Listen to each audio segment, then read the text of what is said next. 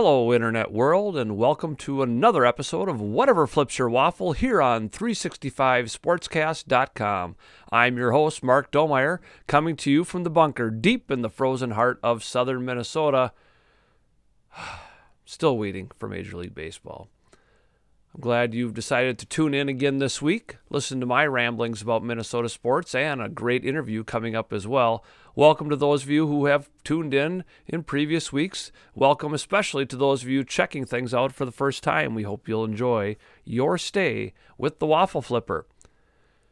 We're going to start today with something I touched on a little bit last week. I mentioned some of the sportsmanship issues that had cropped up, both the Juwan Howard incident at the University of Michigan between him and the University of Wisconsin coach, pushing, shoving in the handshake line afterwards, and then also a terrible incident up in Duluth, Minnesota, where a player took another player and was just pounding him into the ice. And these sort of things pop up and they make big news, of course, and they should make big news. This is not okay. High school, college, pros, it doesn't matter. Sportsmanship is such an integral part of these games. And when we lose that sportsmanship, when somebody just loses their cool, it really rankles me a little bit. And I say that as a fan. I say that as a parent of, kids that played sports. I say that as an official, officiate football and basketball, baseball and softball, I umpire. And it bothers me a whole lot when I see those kinds of things. I read an article in the Star Tribune this past week by Jim Souhan, and he was talking about the incident between Michigan and Wisconsin. And he said, why do we even have handshake lines? And I read that line, and usually I enjoy reading Souhan and the things that he has to say, but I thought, really? So are we going to back off here a little bit and say, yeah, because people aren't going to be able to handle themselves, we're just not going to do it? The NBA, if you want to, go shake hands with somebody after the game, you do that. They don't officially line up and do stuff like that. But then I look across at the NHL, and at the end of a long playoff series, these guys line up and they shake hands with each other, and they've just been pounding each other into the boards and working hard and competing. They still do that. And to me, it's what you are showing the younger people watching you. The example that you're setting. Why have handshake lines? We should have handshake lines. You should be able to go to battle against people on the other side. But at the end of the game, it was a game.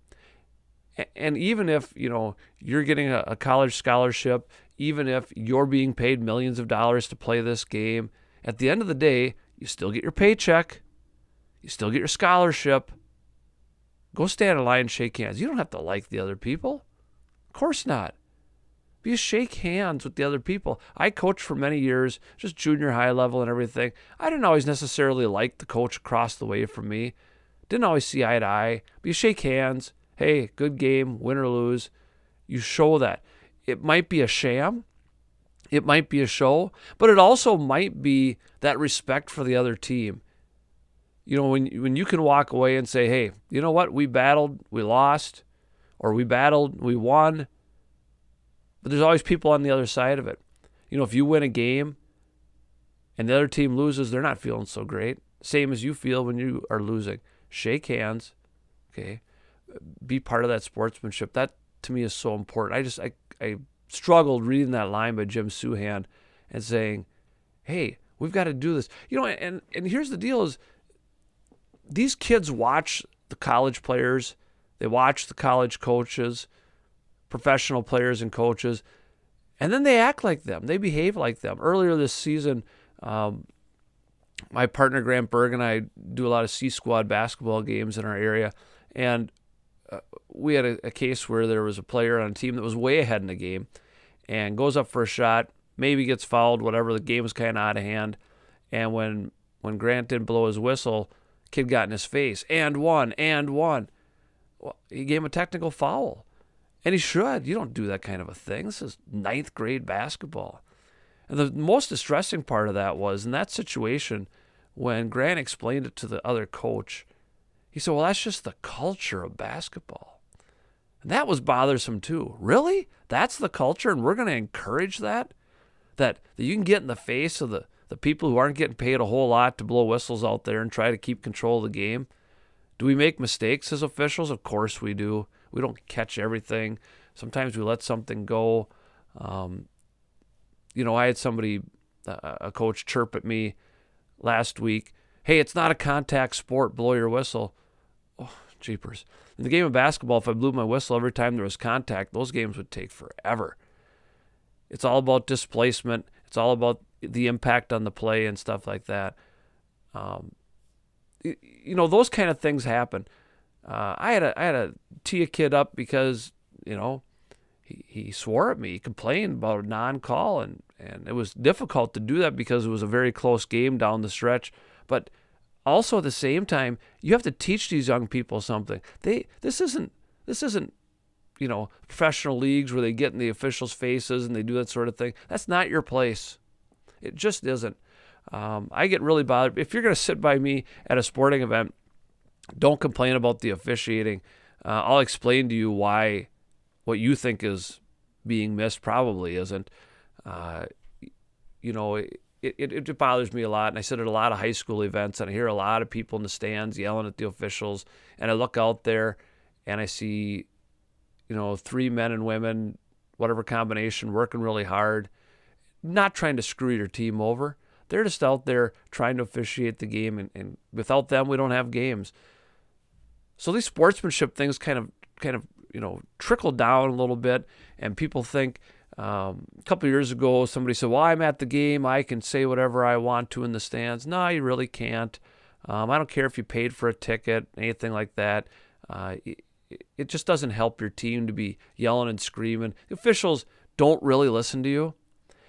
And even if they do, when they do hear you, it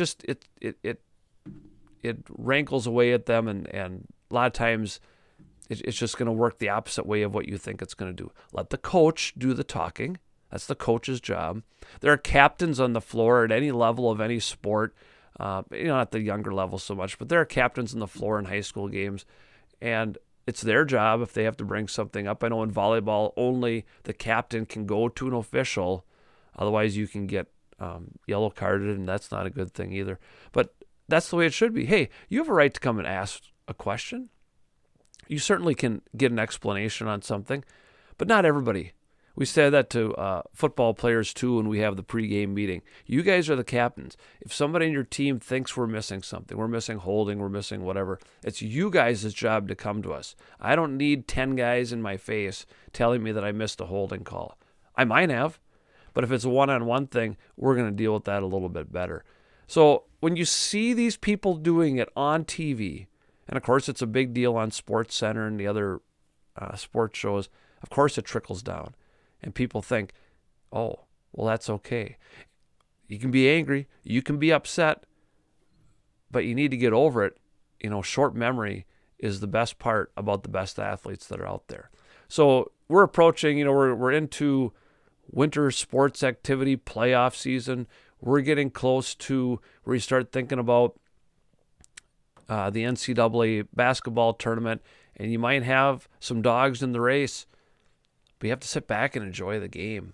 You can't live so vicariously through this that it really, gets rid of that sportsmanship. So why do we have handshake lines? We do it because we have to be better at what we do. We have to show that discipline and that appreciation for the people against whom we compete.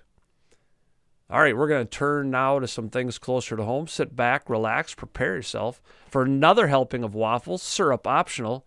After this brief commercial break, I'll be back with my interview for this week. Senior Sophie Stork here at NRHEG, an all-around great athlete and student leader.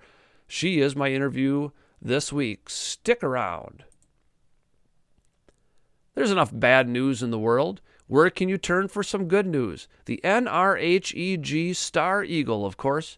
Your area newspaper, the Star Eagle focuses on the events and people that make our area a great place to live. The NRHEG Star Eagle, your good news newspaper. To subscribe or advertise, contact Eli at 507 463-8112 or steagle@hickorytech.net.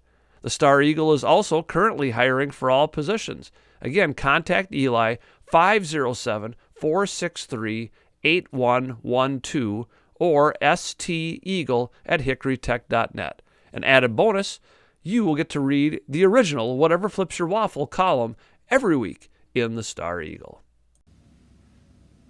We're here with Sophie Stork. She's a senior here at Richland, Heartland, Ellendale, Geneva. She's got her plate rather full these days. She plays volleyball, basketball, softball. She's in the National Honor Society. She's on the Student Council. She's the FFA president. She's the FCCLA president.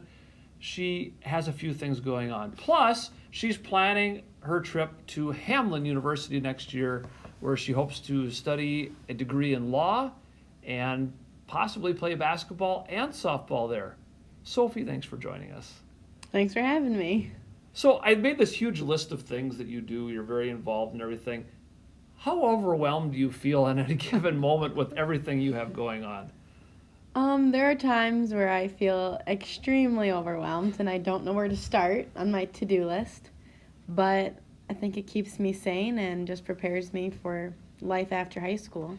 Do you ever just want to chuck it all and just spend a week binging Netflix or TikTok or that kind of stuff?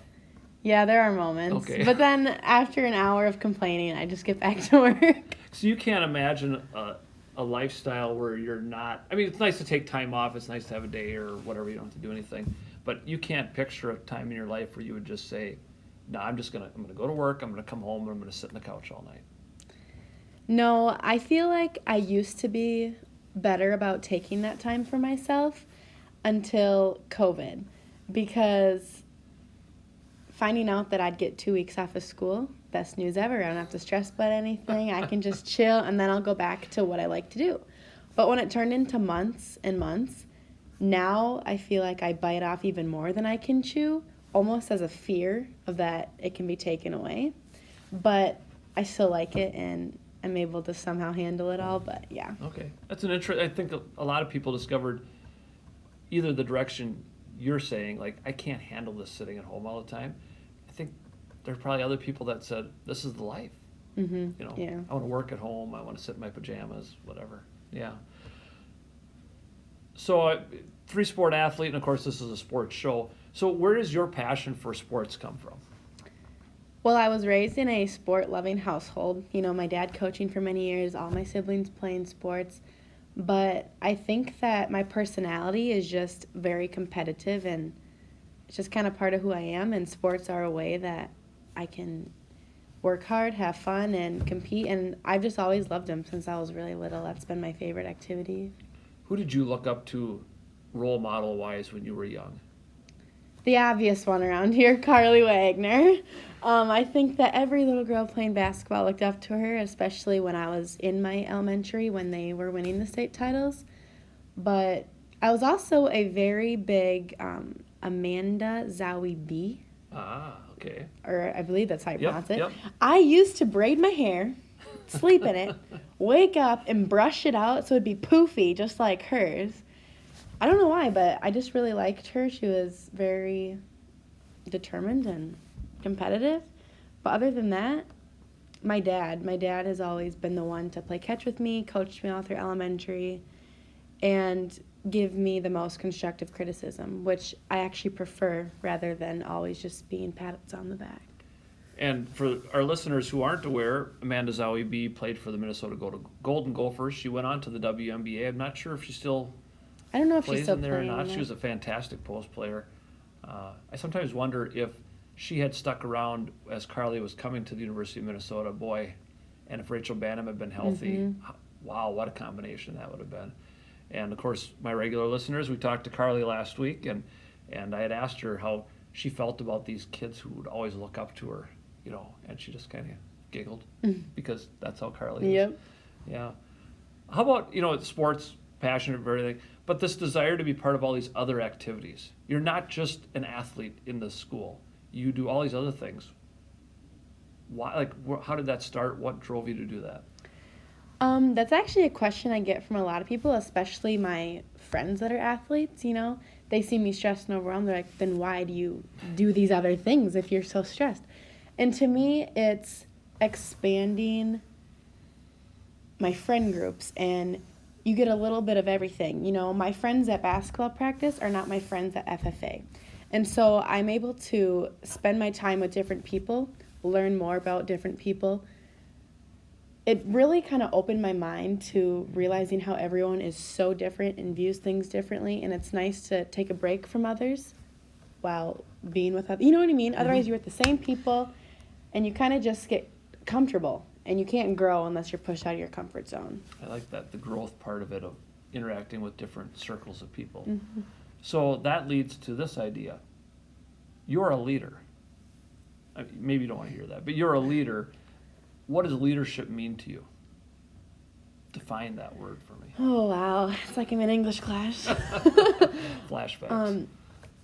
Leadership to me is not just having people follow you, like thinking you're cool, like, oh, I want to do what they do because they're cool, they're a leader.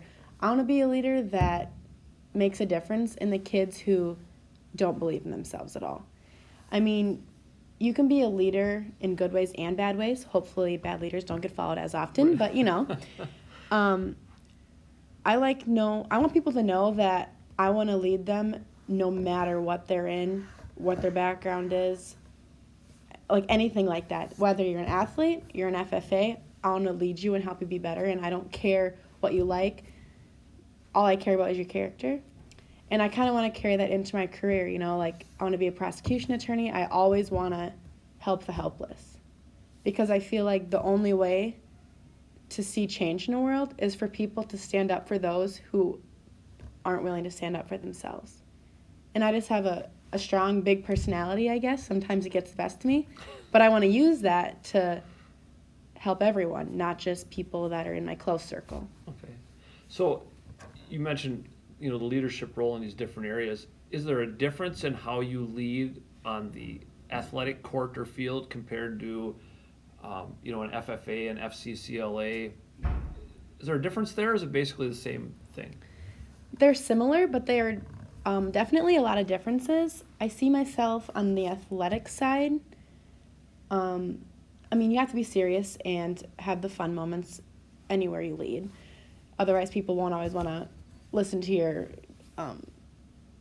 like your ways that you want to lead, I guess. Right. And your message. Yes, my message. But on the athletic side, there's a lot more of, how do I want to say, like, I've been there a lot of years. Mm-hmm. You know what I mean? The experience. Yes, I have a lot more experience and working hard, and you have a lot more lessons that you learned through your athletics because you learned from failing, and you're able to show and actually physically work with them in practicing games and almost help coach them.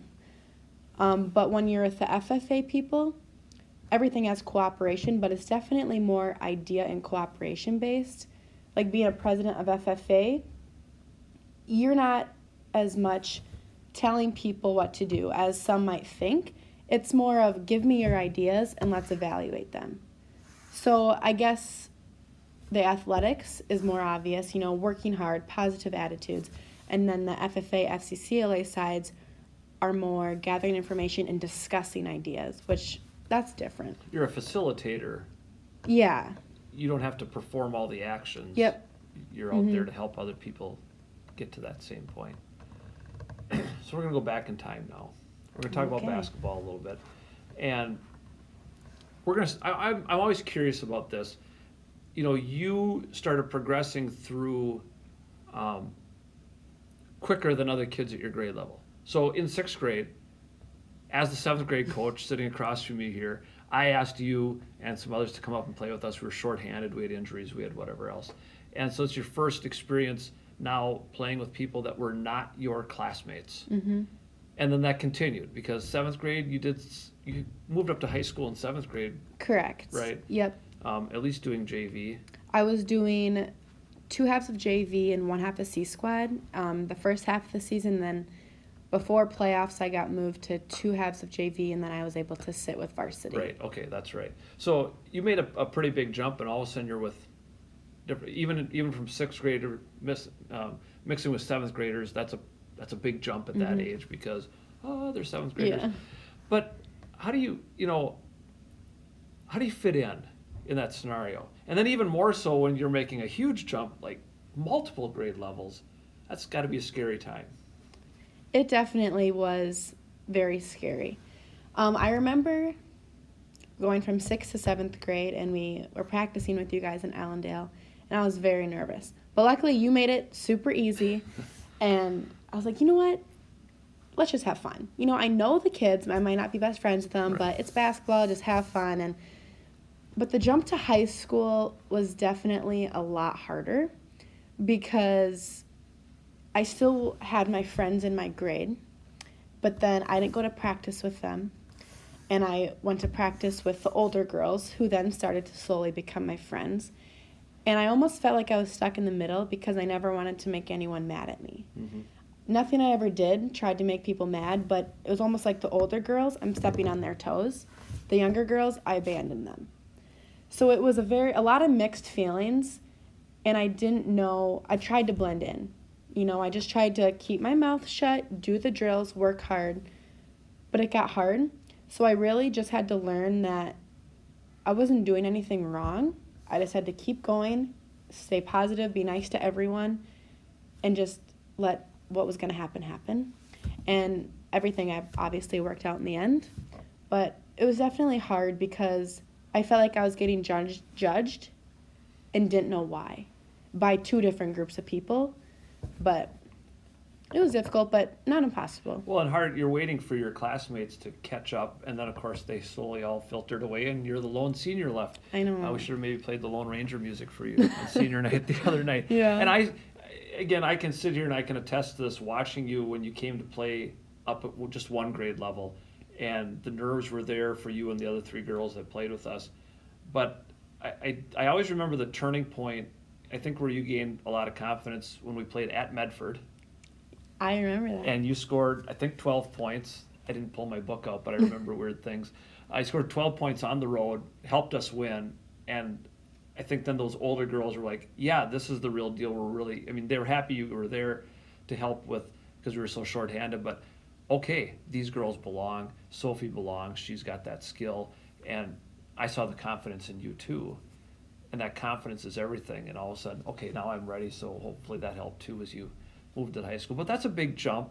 When we talked to Carly last week too about, when did she feel like she was ready to play at another level even? Like, when did she start thinking about college? Like, that's a real possibility. And she talked about end of her freshman year. She thought she really focused in on that. How about you? I mean, you're not playing Division I. No. but that takes a just extraordinary person like a Carly Wagner. But you're still playing at the next level.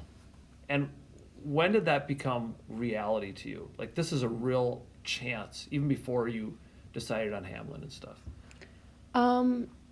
It always had been a thought in my head. Honestly, just seeing Carly go, it's like, oh yeah, college basketball, that's a thing.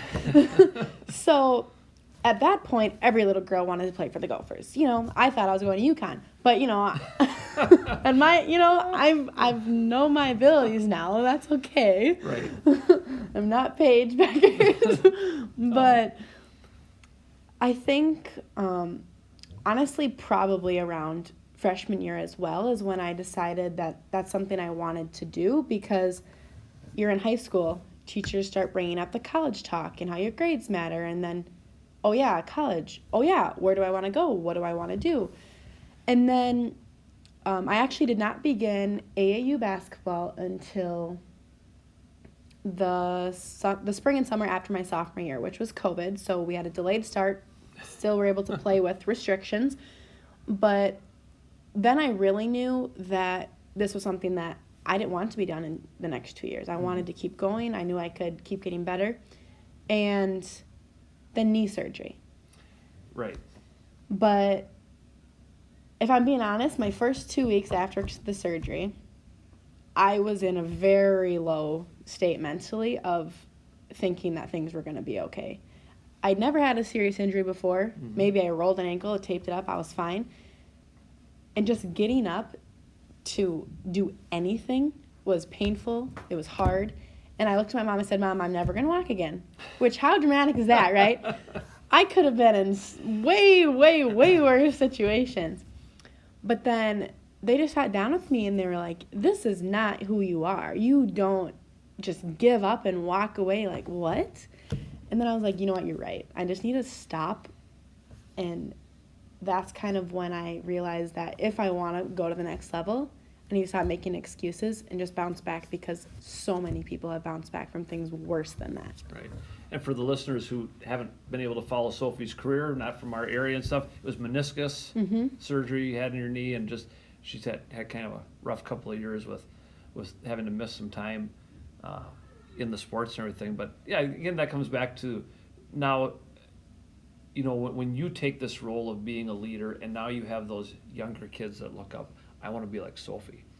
You know, and you're able to put that on them too. Hey, people do get hurt. People have these obstacles in their way. COVID, anybody who had to deal with that, especially from a sports perspective, can say, yeah, okay. Yeah. You know, playing in empty gyms and stuff like that. But so you talk about, you know, wanting to continue to play, and when you eventually, there'll come a point in your life where you are done playing, which is a ways off yet.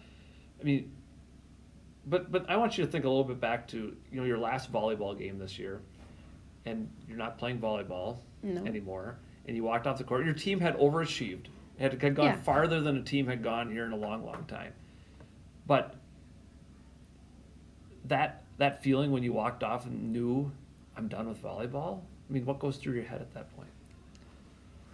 Nothing prepares you for it. You always think you know how you're going to feel. You don't. I'm sorry. If you think you do, you don't. Right. Because volleyball, I've always loved volleyball, but I knew that it was not something I wanted to continue after high school. I put in my time. It was fun with my friends, but it just wasn't a passion as much as my other ones. And that was my first big last, I'd say. But knowing that you'll never, ever, ever do that with the group of people that you've done again is really hard to wrap your mind around. And it honestly doesn't hit you till a couple days later when you're like, I've been playing this sport for only this many years, and I hopefully have this many years of my life left to live. Right. It almost makes you put a lot of things into perspective on, wow, you really should have not complained about that practice and been like, I'm so glad I practiced today. It was hard, but it gets easier, and you just have to remember the good times and why you did it. And do you suppose, like, middle of August next year, or end of August when you start playing games, it'll dawn on you again. You'll be starting college, and you'll be in a whole different setting, but it'll be, oh, wait, I'm used to playing volleyball now. Yeah. I'm not doing it. And you might, you know, rec league, something, you know, when you're in college or out of college and you're doing that. Maybe you coach someday? Maybe? Think you could do that? I would like to. Okay. With my career, you know, we'll see what it allows. But yeah, Right. that definitely is something I would like to do, but I don't know. Well, as you mentioned, your dad coached for many, many years. Oh, yeah. And I always think kids of coaches see they see the whole picture of being a coach. You can sit there and you can watch coaches on the sidelines and say, oh, I can do that. But when you see all the work they put in off the court, off the field, you know it as a child of a coach much better than most people do. And it's more than X's and O's, you know? Yes, yeah. Because some people are very, very good at that. Yeah. They can do strategy, but they can't relate to players. They can't run a practice, or there's all those kind of things too, or deal with all the other fun stuff that goes with being a coach. So when you were making your decision on going to college, how much did sports play a role in this thought process? They were not my first, because my parents had many talks with me on what is important, but it was definitely the next thing after my major. Because they asked me, why are you going to college? Well, I want to be an attorney. They said, exactly. That needs to be your goal. I can't go somewhere that doesn't have my major just to put a ball in a hoop. It's more than that, obviously. But I'm not doing that for the rest of my life, you know? So I definitely had to look at what had my major, blah, blah, blah, you know, all that fun stuff. But then basketball was definitely the second thing on my mind.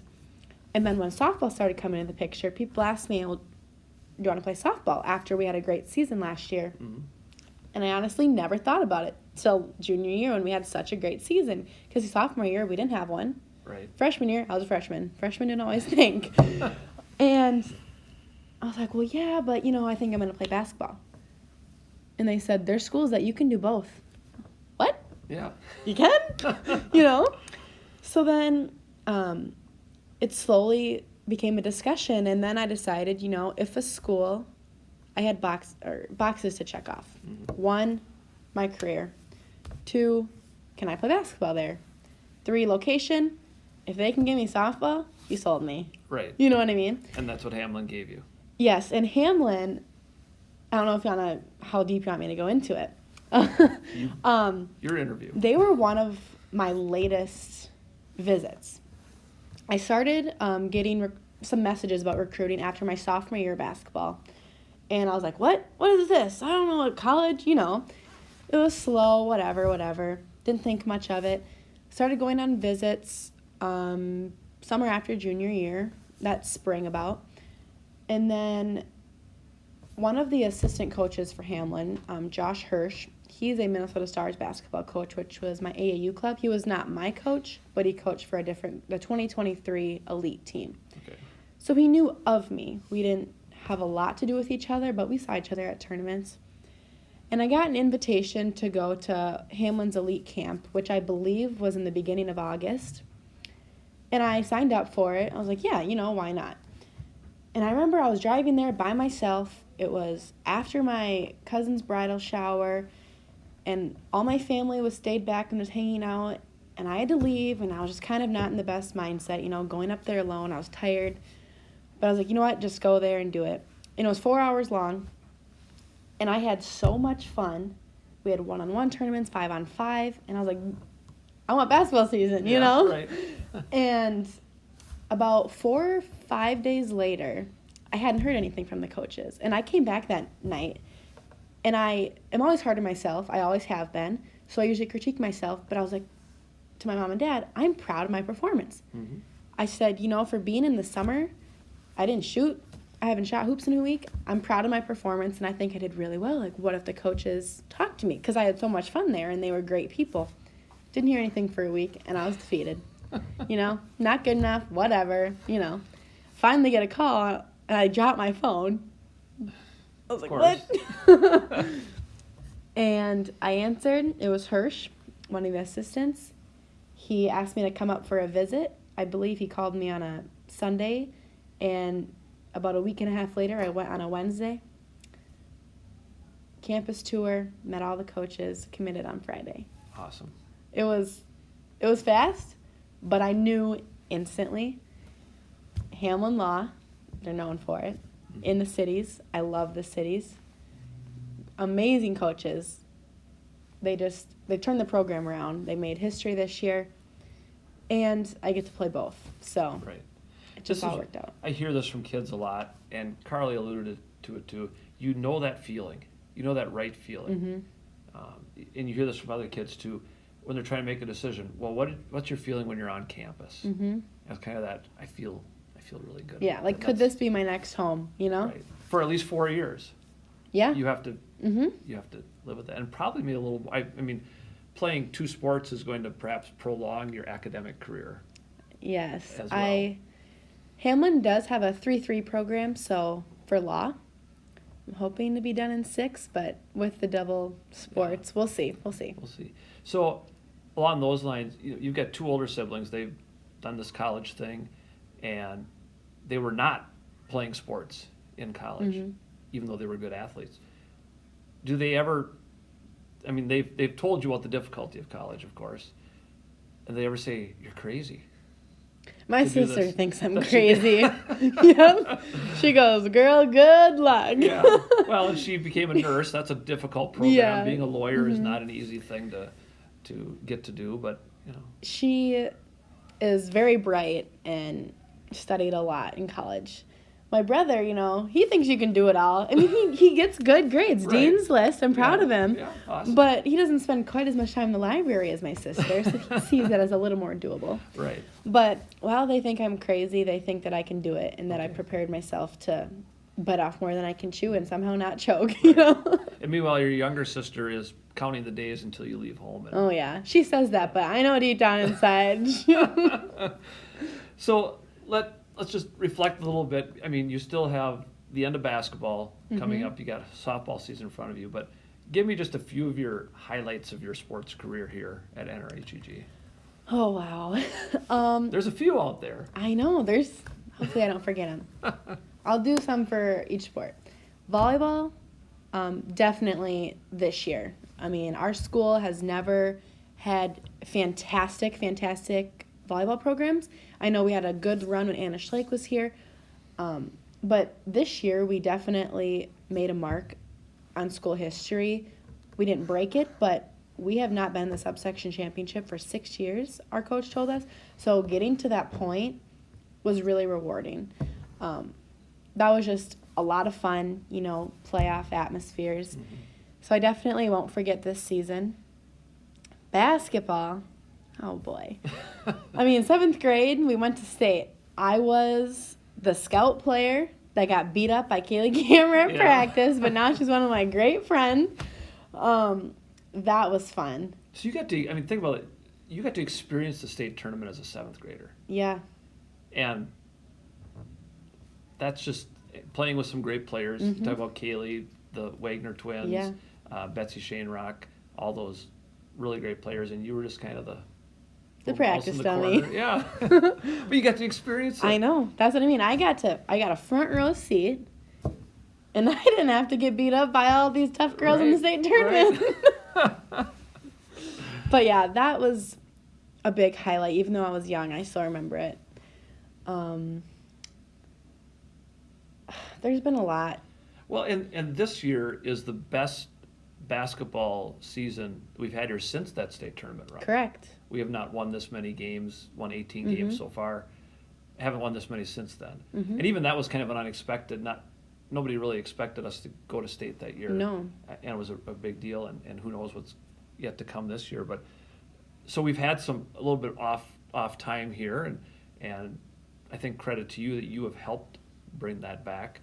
And those that have watched Panther basketball this year can just see the level of determination on all the girls in the team to really, we got to take it to another step. Mm-hmm. And sometimes I wonder, is it, hey, Sophie's been this great player, let's get far for Sophie? Again, you don't think about those things, but I think I see that the girls, respect you a lot. Softball last year was the best season in school history. Yeah, I've got a lot of memories about that season. Yeah. Oh boy, we beat Waterville on our home field for the first time in a very, very long time. Very long time. And I cried. Me and my mom hugged and cried, and people thought I was sad. I was like, I don't know, I'm just so happy right now. Yeah. And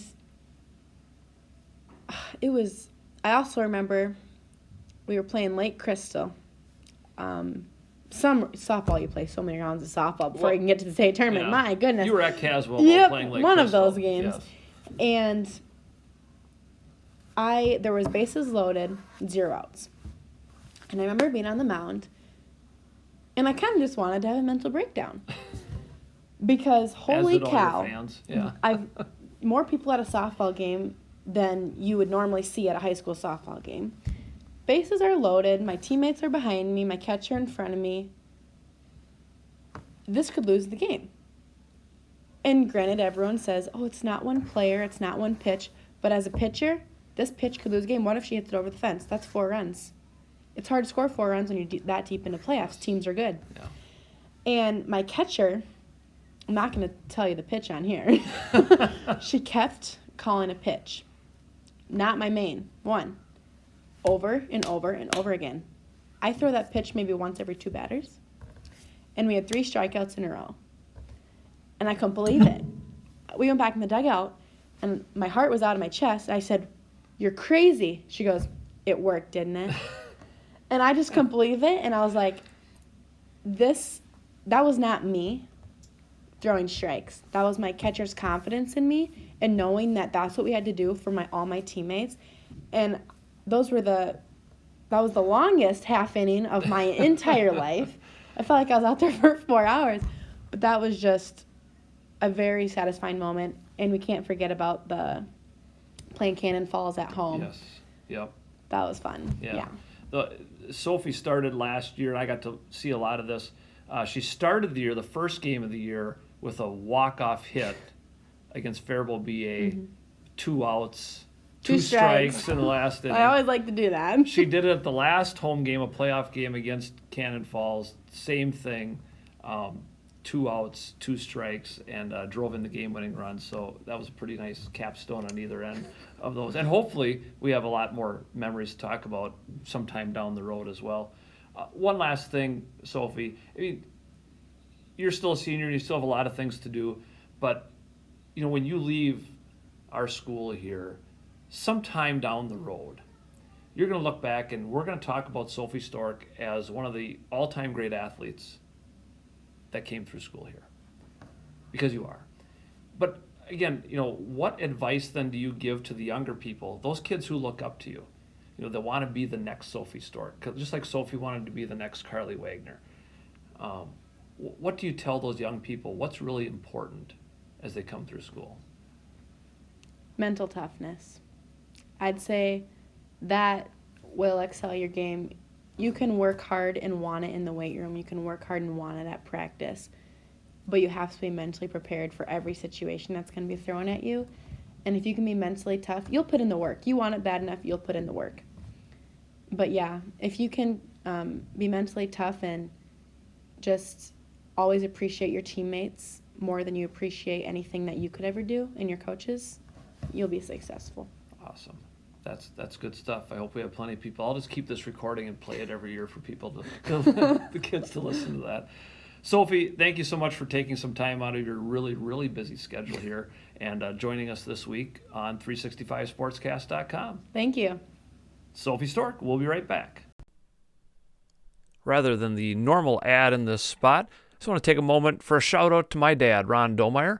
He is a radio show guy himself, the old sheep herder on KNUJ 860 AM in New Ulm, Minnesota. Dad's been doing his radio show Thursday mornings for decades now, and so he is an inspiration to me. And again, just a shout out to my dad, the old sheep herder, Ron Domeyer, over there in New Ulm, Minnesota. And now it's time for the state of Minnesota sports. Well, baseball has to be a headline this week, and last week I talked about the foolishness of the owners especially. I mean, the players have some fault in this too, but boy, throughout this whole week as you've looked at the negotiations that have gone back and forth, it seems like the players are willing to give much more than the owners are. And again, bargaining in good faith doesn't work so well. I was sent some information from my friends Georgia and Denny Deneen. They are huge Twins fans, and we're on a trip down in Florida to go to spring training. Of course, that got canceled. They've done plenty of other things to enjoy the time, but sent me this information that they got down there, how this is impacting economically. So just think about Southwest Florida, Lee County, where the Twins train.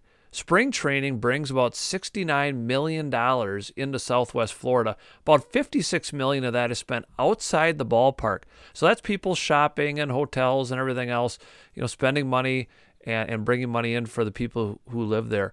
40% of travelers come to Southwest Florida just for spring training. There are about 940 jobs created by spring training. That's unbelievable. That's a lot of people that are out of work when the big leagues aren't there. And then that's about $2.5 million generated in local taxes. So pretty significant. And thanks to Georgia and Denny for that information, really shows that impact. This is, of course, an ongoing story. And one would hope that, at some point, but it sure looks like the Major League Baseball season is not going to start on time. Twins fans are dismayed, as are other sports teams and other fans, of course. But it's getting to that point of disgruntlement. And boy, if you go on Twitter, the owners get bashed. Derek Jeter stepped down today from the from the Miami Marlins, and just, all these things, all these dominoes, and that seems to indicate something, that here's this former player saying, the heck with it. No way. This isn't being done right, my fellow players. And from a guy who made so many hundreds of millions of dollars in his career, kind of looking out for they're really fighting a lot for these younger guys and trying to get them the best economic opportunities that they can. So very disappointing when it comes to that. As the Gopher basketball teams head toward the end of their seasons, it could be the end of the Lady Gopher basketball season by the next time I talk to you. They ended up with the number 7 seed in the Big Ten tournament. They'll play on Thursday against Northwestern. Certainly a winnable game and an opportunity to, make a little splash, make a little waves there. They've played well over the last month overall, and Coach Lindsay Whalen had a lot of nice things to say about her team before their final game, and again, we'll have to kind of see how that all plays out. But she's got a tremendous recruiting class coming in next year, and hopefully that will start the Gophers on that good track. Gopher men, they have an opportunity. They have a couple of winnable games this week, and they're still going to end up on the day one of the Big Ten tournament, one of the bottom 4 seeds. But they play the 2 teams that are directly above them in Northwestern and Maryland, and both winnable games for the Gophers. They had a huge lead to Indiana and made a huge comeback and only ended up losing by 5 after being down by more than 20 in the second half. And again, that's that grit we've talked about on this program so often that Ben Johnson has his team playing with. So again, things look to be in the right place. But, you think about this, if the Gophers win both those games, the worst they're going to finish this season is 500. And that can get you into the NIT and an opportunity to play at least one more ball game and kind of see where you are. So hopefully that's the route that the Gophers will be on as they head down that path. Both the Timberwolves and the Wild done a little bit of a slide. It's that up and down that we see, but the Wild especially, from being second in their division a week ago, suddenly are in danger of falling into the wild card position with Nashville nipping at their heels. And that's not a place they want to be. But this is, again, as I continue to investigate and try to learn a little bit more about hockey, this seems to be the way of this team. They get in a really hot streak. They really do things well, and then they just fall apart for a while, and it's maddening to the Wild fans when that happens. Timberwolves, I think, again, fans are just happy that this team is going to make the playoffs. It would take just a calamitous collapse here at the end of the season for them not to make that play-in tournament, but they have fallen farther behind that number 6 seed so they could avoid that.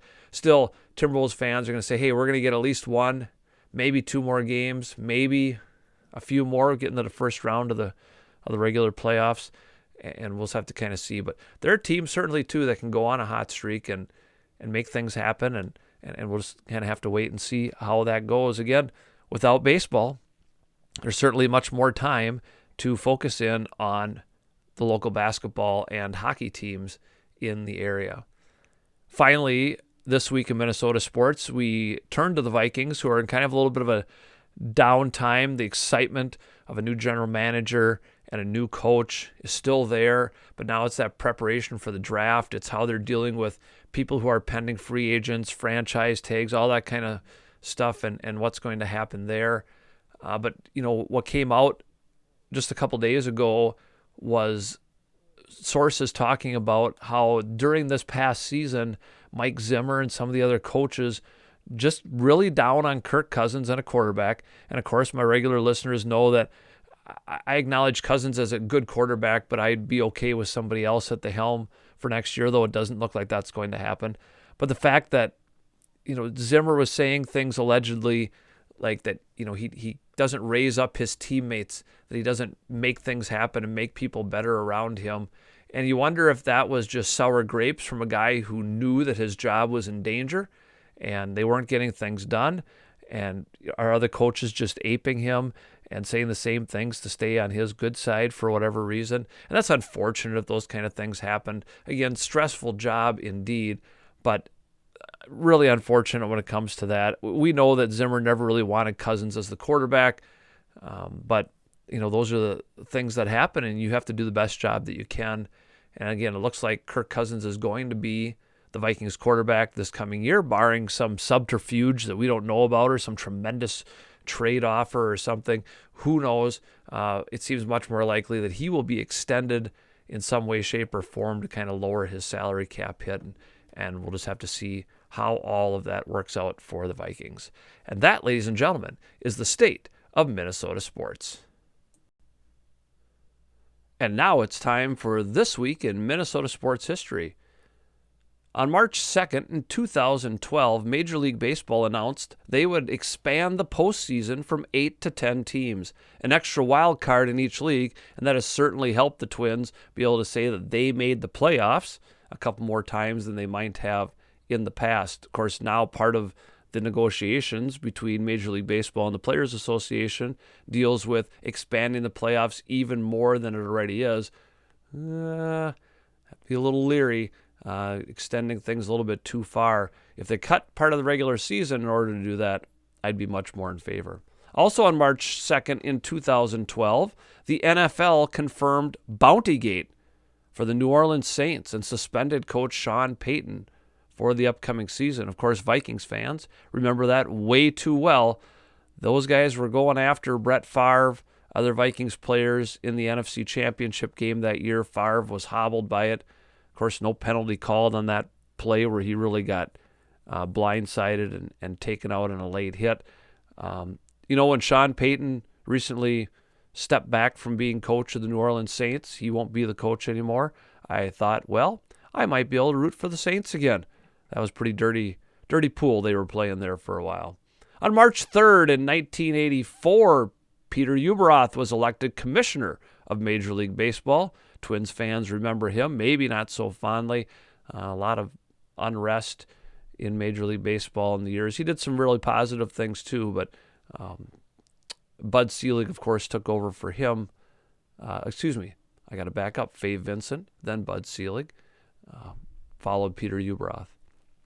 In 2013, on March 3rd, Major League Baseball's new expanded replay rules were used for the first time in a spring training game that was between the Twins and the Blue Jays.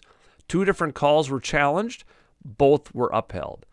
I've always been a fan of replay in Major League Baseball. Boy, there are some bang-bang plays, and when you break it down, you get the call right. That's the important thing. And, of course, limiting the amount of times you can challenge are important too. In 2020, on March 3rd, WCCO announced they would continue to broadcast Twins baseball through 2023. Your good neighbor, WCCO 830, broadcasting Twins baseball. And of course, we talk about this. If you can't get Bally Sports North, you have no choice, but you listen to the radio voices, Corey Provis and Dan Gladden. On March 5th, in 2006, Kirby Puckett of the Twins suffered a massive stroke at his home in Arizona, and then on March 6th, the very next day, he passed away due to that stroke. A very sad day. Those of us who grew up, Kirby Puckett was my hero growing up as a kid, and a difficult day that he passed away at a much younger age than he should have. Also on March 6th, in 1973, Larry Heil of the Twins became the first designated hitter in Major League Baseball history in a spring training game. He had 2 home runs and 7 RBIs, certainly setting the stage for what was expected out of the designated hitter.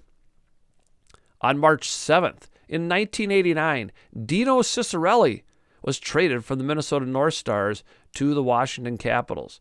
I may not know a whole lot about the NHL and hockey, but Dino Ciccarelli was certainly a name, very recognizable in the state of Minnesota when it came to professional hockey. And in 2020, on March 7th, Major League Baseball returned to the Dominican Republic for the first time in 20 years as the Twins played the Tigers. Twins won 7-6. For our local listeners, this week in Richland, Heartland, Ellendale, Geneva sports, things are wrapping up for the winter. And so some of this is speculation.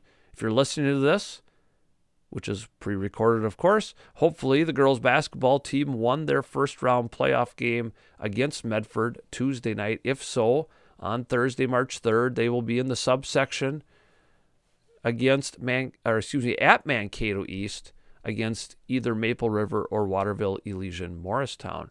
If they win that game, they would go next Monday to play at Minnesota State University in Mankato for the subsection final. March 4th and 5th, state wrestling at the Xcel Energy Center in St. Paul. Congratulations to our Panther wrestlers, Annabelle Petzinger, Nicholas Petzinger, Ralph Wrestler, Makota Misgan, and Ben Hagen for all qualifying for the state tournament. We wish you well and hope you do the very best up there. Annabelle, of course, wrestling in the first ever girls state wrestling tournament. What a great opportunity for the ladies who are wrestlers in our state. And next week, Tuesday, March 8th, boys basketball will open their playoffs. Very likely a home game, very possibly against Blue Earth area, but that is yet to be determined. Normally, we do things on the NFHS network, but as we get toward playoff season and stuff and leave our home territory, that tends to go away. But thanks to those of you who tuned in throughout the winter sports season. Well, that will do it for another helping of waffles here at 365sportscast.com. I'm glad you decided to spend another hour with me. Hope you'll tune in each Wednesday right here at 8 o'clock Eastern, 7 o'clock Central. If you can't catch the original broadcast, each week's episode replays Thursdays at 10 Eastern, Fridays at 7 Eastern, Saturdays at 10 Eastern, Mondays at 8 Eastern, and Tuesdays at 10 Eastern. You can check things out on my website at 365sportscast.com for my show, Whatever Flips Your Waffle. Shows also archived to YouTube after they're done. You can search for Whatever Flips Your Waffle there. If you have ideas you would like to add to the show, you think maybe you would be a great interview, email me at waffleflipper22@gmail.com or message me on Twitter at Mr. D1973. Next week, we'll be right back here diving into the world of Minnesota sports. Will we ever see a Major League Baseball game? What will the Vikings be doing to prepare for the upcoming draft? How about the Wild? How about the Timberwolves? Will they continue to stutter along a little bit, or will they make a move in their respective leagues? And we'll start talking about March Madness as well, even if that doesn't really include our local Gopher basketball teams. Come on back and find out all that and more. I'm lining up some special guests, plural, to delve into all these types of things. Thank you again for joining me. This is Mark Domeyer signing off with Syrup.